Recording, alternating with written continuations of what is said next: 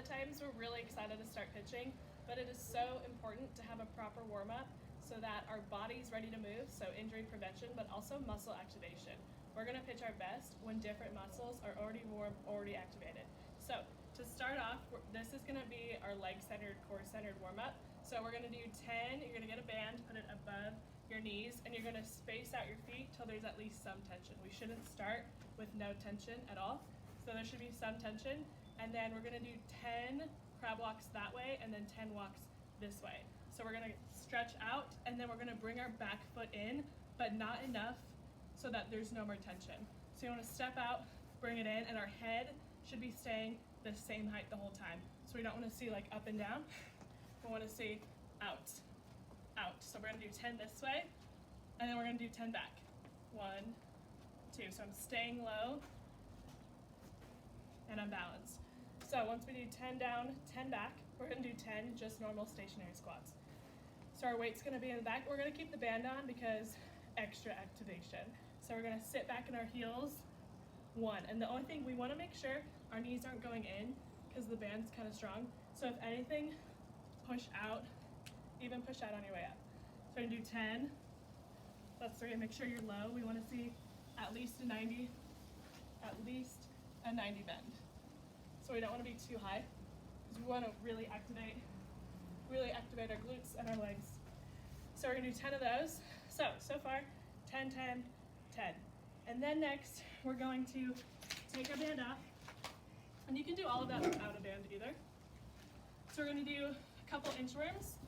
So we're going to walk it out. And then we're going to hold a plank. So if you have a timer or partner on your phone, you're gonna hold a plank for 10 or 30 seconds, and then you're gonna get back up and walk it all the way back.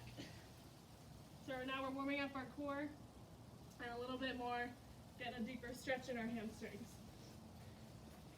We're gonna hold it for another 30 seconds. We should see a flat back here. We don't wanna be cheating.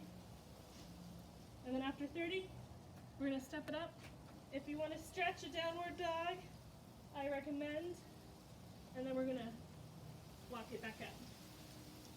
So I would recommend 2 to 3 of those. That gets a little bit of our shoulders as well, and our core, and a little bit of a deeper stretch. And then we're gonna do just 5 single leg lunges on each leg. We're gonna step forward, bend. I should be balanced. I shouldn't be too far forward, too far back. Nice and balanced. You're gonna do 5 on each side. So if you're in a closed, like a tiny area, you're just gonna get creative. Or at even 1, 1, 1. So we wanna be balanced, controlled, 5 each side.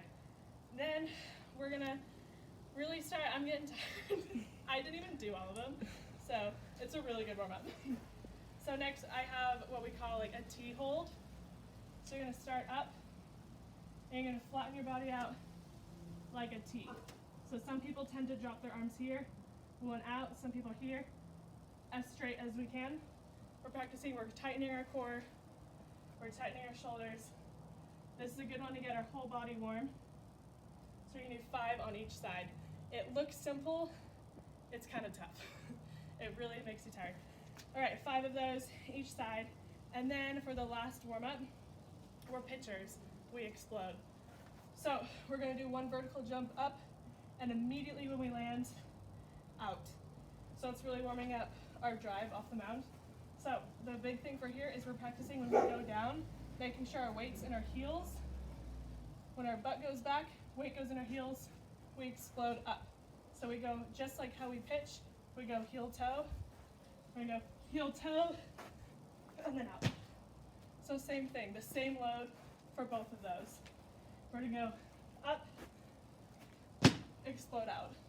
Ideally land a little softer than I just did, but that's why we're practicing. Up, out. We're gonna do 5 of those, and we're good to go.